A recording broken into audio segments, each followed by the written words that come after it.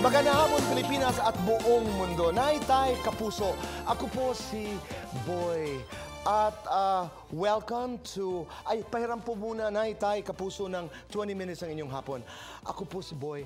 And welcome to Fast Talk with... Lynette? Ha? Lynette? Ikaw ba yan? Lynette, ang sexy at ang ganda mo ngayon, ha? Lynette! Lynette! Kanina pa kita hinahanap pa. Nandito ka lang pala. Doc Carlos! Oh, may ka nandito ka pala. Anong ginagawa mo dito? Siyempre may bola. Siyempre kasi kami ni Lynette. Teka nga, Oh, matanong nga kita. ano? Kayo na ba ni Lynette? Oo, matagal na. Hindi mo ba alam? May alam ko. Masaya rin sa feeling ni, ni Dr. Denise. Wala, nagbanyo siya. Nagbanyo. Kay Lynette muna ako. Oh. Lynette! Lynette! Bakit mo ako pinagpalit kay Doc Carlos? Lynette! Tumigil nga po. Dom, Allen, maraming salamat. Welcome to Fast Talk. Thank you for being here. thank you. Please, Thank please, please, Thank you. Salamat, salamat. Mahirap maging Lynette, hindi ako makahinga. Pinag-aagaman si Lynette. Maraming salamat. And first of all, congratulations on the success of Abot Kamay ang Pangarap. Thank you. Maraming Maraming salamat po. salamat. Sa inyo rin. Mukhang aabutin ng 5 taon. Ay, gusto namin yan. Oo, maraming trabaho. Matagal yun. Let's Pero, claim it. Allen, Dom, sa palagay ninyo, why is it working? Siguro, Tito Boy, it's about family. Kung paano yung naging ni Annalyn, ni Lynette, na pinagdaanan nila. Siguro maraming nakaka-relate sa mga kababayan natin. Kung paano yung mangarap yung isang bata na maging doktor, maging neurosurgeon. So, siguro sa mga kababayan natin, sila rin parang na-apply nila sa sarili nila, kaya din nilang gawin yun. Di ba? Ikaw, Dom. I think that's the main purpose of the show, no? Abot Kamay na Pangarap. It simply pinapamahagi sa atin na lahat ng bagay, kahit mahirap ngayon ang mundo, mahirap ang buhay, pwede natin abutin ang pangarap natin. Pero kailangan natin magpursige. Pero ang masaya, ngayong araw na ito, birthday ni Dom. Yes! Happy birthday! Thank you, brother. Happy birthday! Maraming salamat. And what a journey it has been. Oh, Di ba? yes! Gaano ka nakatagal sa industriya? May bilang ka? This is my 25th year. 25th year. And sa mga hindi po nakakaalam, since 96 to 2013, do the math. Si Tito Boy po ang nakadiscover sa akin. Si Tito Boy po ang aking manager. For how many years? From 2013 to from 96 to 2013. But we remain very, very good friends. And I'm just so proud of what you've become. Thank you. And I'm so proud of who you are. Yun ang mahalaga. Kung wala ka sa buhay ko, wala ako dito sa harapan ninyo. Allen, how long have you been in the business? Same with Dom siguro, mga 26 years. Wow. Ano yung pinaka-importanteng leksyon bilang isang aktor at bilang isang tao ang nakuha mo in the last 25 years? Siguro yung... Para sa akin kasi, mapagdasal ako eh. And siguro yung kung paano makisama sa mga tao, kung pakikipagtungo mo sa mga tao na kapwa, artista, kasama sa set, kung paano yung pagiging totoo mo sa mga tao. Ikaw, Dom? Same. I think, I can see myself sa kanya rin, yung work ethics namin na alos pareho eh. Yung nire-respeto namin yung trabaho namin dahil mahal namin. Yeah. Kaya kami siguro nandito pa. Pero Allen, ako tanong, natatakot kang tumanda? Actually, Tito Boy, gusto kong tumanda.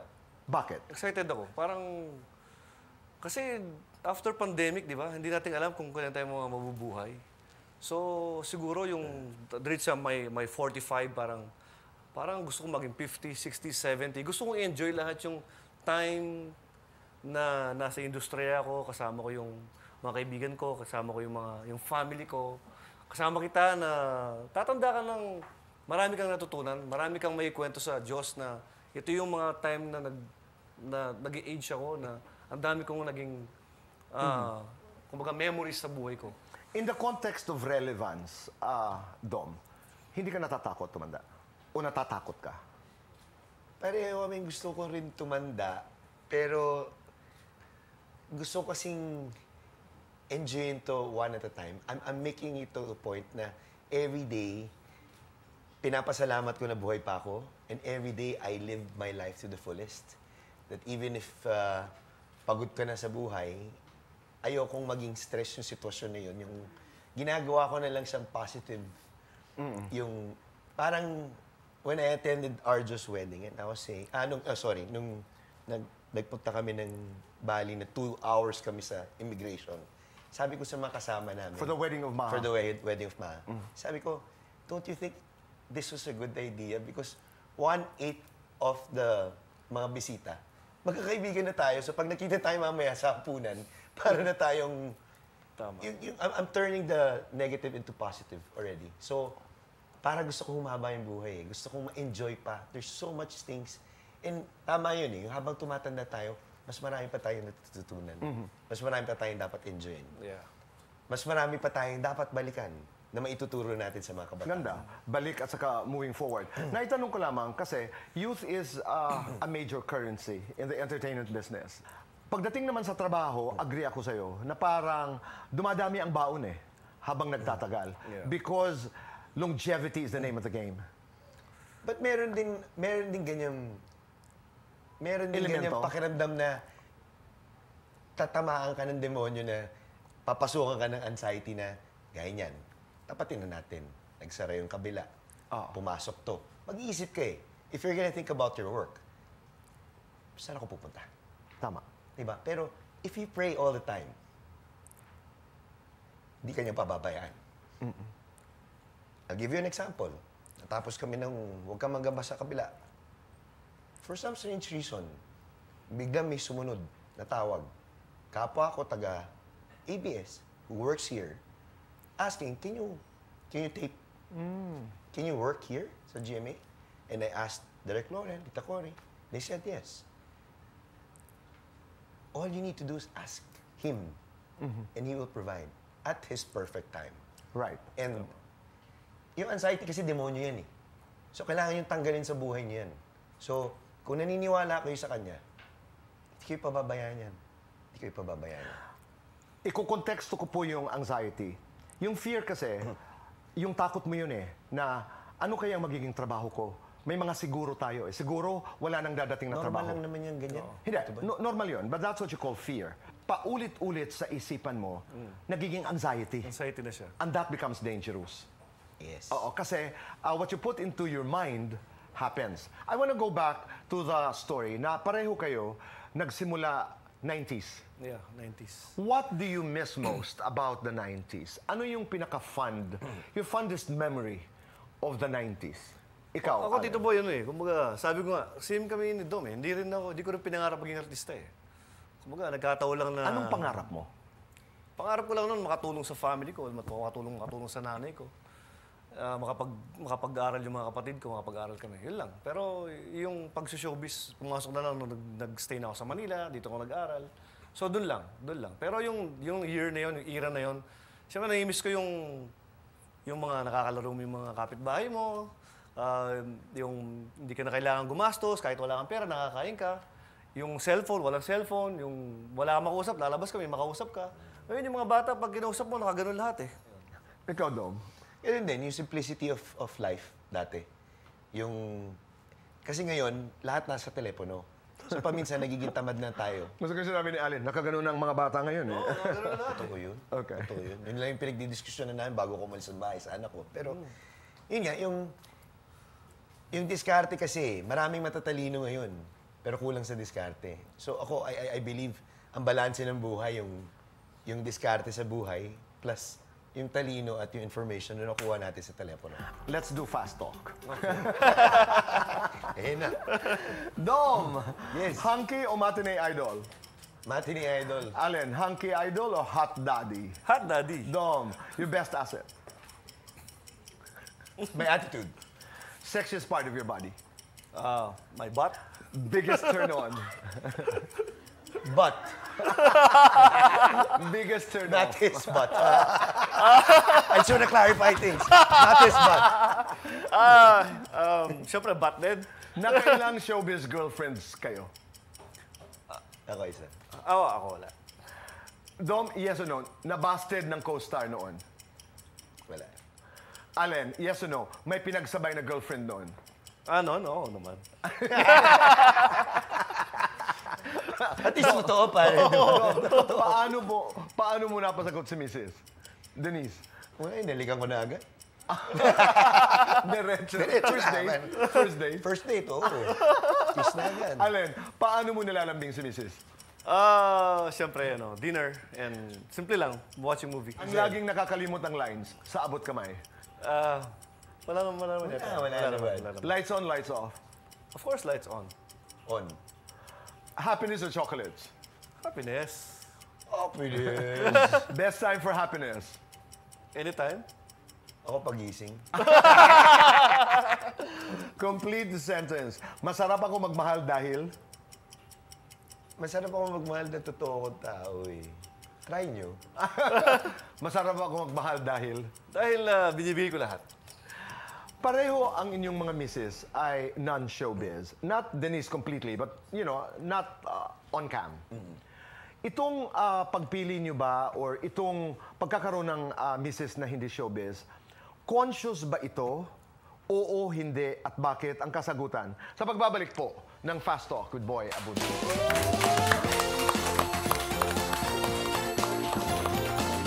Balik po dito sa Fast Talk with Boy Abunda.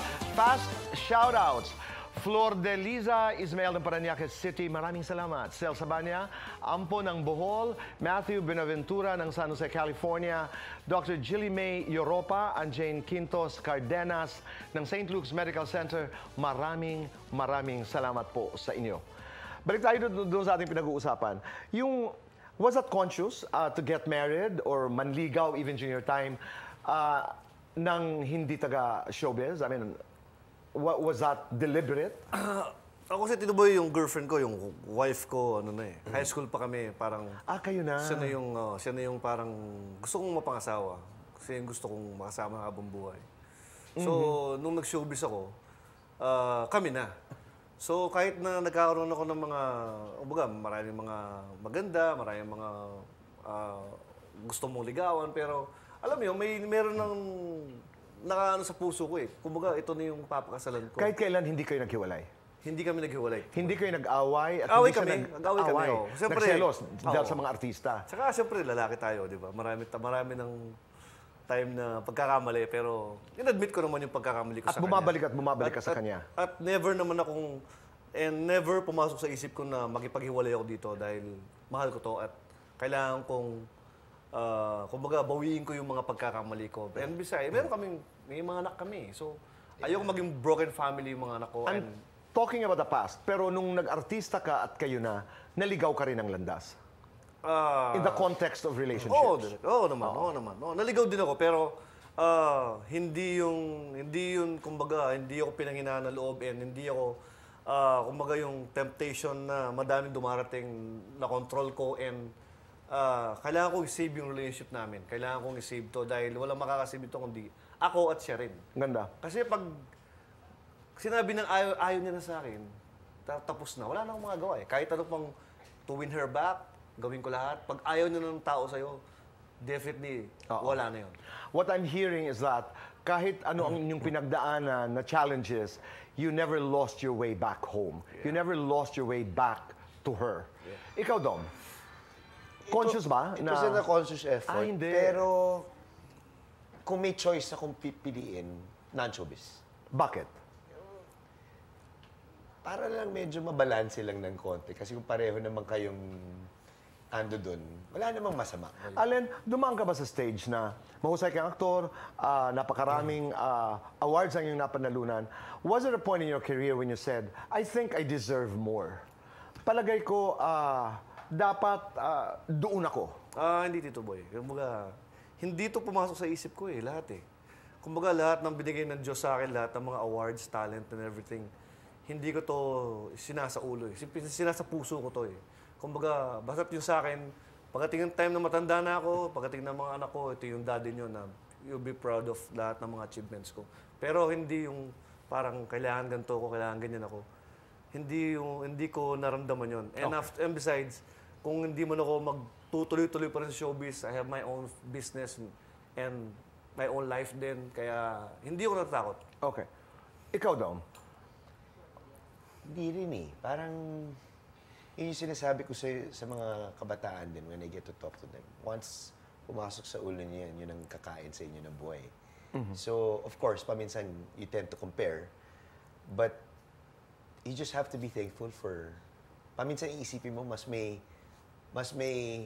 Dating ka ba doon eh? Hindi, yung gratitude importante. Oo, di ba? gratitude. Tapos pangalawa, kung tutuusin, mas nangangailangan pa sa'yo sa baba. Totoo. Di ba? Na ipagpasalamat mo na to, yung magbibilang ka. Eh, bakit parang konti yung taping ko? Pero mas maraming walang taping. Magbilang ka ng blessings. Mas Di ba? You have to count your blessings. doon ka mas makakapagpasalamat. How do you relax? Playing tennis, tapos bahay lang. Hindi Watching ka na movies. nagsasayaw? Ay, hindi na. Kumakanta na lang. Kumakanta na lang. Alam mo yung segue nito Yun, di ba? Hindi pwedeng malampasin natin yun. Kasi Dom, ako, sabi ko nga, I'm looking forward to my interview with Dom and Allen. Kasi magpapaturo tayong dalawa dahil parehong kaliwa ang paa natin. Okay lang naman yung pag ano. Nakala ko. Hindi. Si Allen lang pala. Oo. Allen, talagang Allen, paano yun? Allen, paano nga yun? Sige nga, Allen. Oo. Oo nga. Paano nga Para yun? May papanoorin namin yung pangarap. Oo, tutulungan mo sumayaw. Di ba may basic step kayo? Anong kanta yun? Yung pandesal kami, pandesal. Oo, pandesal. So, Oo. yung pandesal na, siyempre, pandesal, siyempre, gumaganon ka ng... Parang nagmamasa ng pandesal. Gumamasa ng pandesal. Oo. Siyempre, kumikembot ka rin, boy. Ipakita mo na. Wala ba tayong music niyan?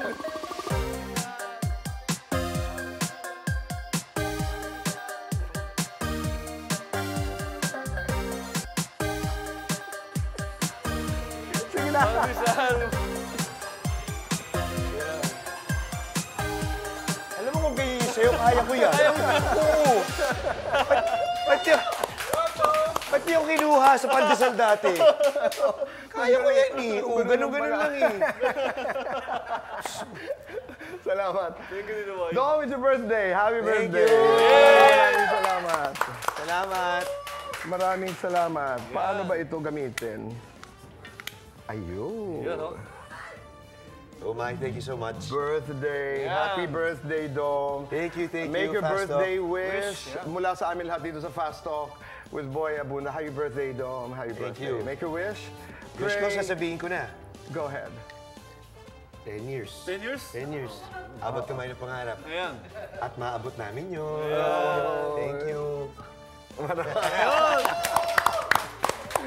Maraming salamat. Thank you, Fast Talk. Thank you, Dino Fast Boy. Talk. And muli, imbitahan natin ang mga kapuso sa Fast Talk. Imbitahan natin ang ating mga kapuso para sa abot kamay. Go ahead, Alan. Yes, maraming salamat po sa inyong pagtangkilik, sa walang sawang pagsuporta sa aming abot kamay na pangarap. Everyday po yan, 2:30 after Bulaga. So hanggang Monday to Saturday. Yeah. Maraming salamat dahil sa mundo natin ngayon, kailangan natin ng mga disruptors. Ika nga, hindi na lamang iniisip lahat ng mga problema sa buhay. Pero may mga palabas, katulad ng Abot Kamay, na nagbibigay ng bagong kwento, ng sasamahan, ng bagong kaibigan, ng bagong pamilya sa labas ng ating mga pamilya. So, on behalf of all of them, na sobrang natutuwa sa Abot Kamay ang pangarap, maraming salamat. Thank you, Boy. Thank you, Thank Fast you, Dom. Thank you, Allen. Naitay, Kapuso, maraming salamat po sa inyong pagpapatuloy sa amin, sa inyong mga tahanan at sa inyong mga puso. Stay kind. Make your nanay and tatay proud. Hashtags, thank you. And we can change this world by just doing one good thing every day. Goodbye for now. God bless.